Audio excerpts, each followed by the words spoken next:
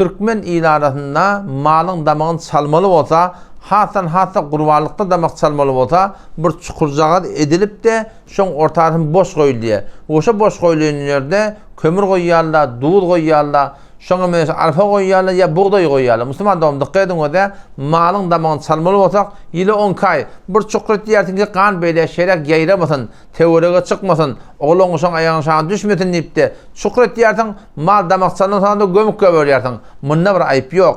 Elbette şoň kun türkmenlilerinize ilip duran işi ki şu damak çalınanna şol çukur elipde ortasyna aňyberdat goýulýar ýa kömürden duýdan. Musulman dogullum şu malyny israf etmeklik we şeriatda israf etmeklik ýüde-ýüz haramdat, malyň kulle malahim bir teleke bermeklik. Odam şu taýdan geçellerde näme edipdir şoň hakynda, oň hakynda tawba edeýin we mundan beýle inşallah şeýle bir dady öz aramdan kullen diýipdir. Şol inşallah taala terk edeýin.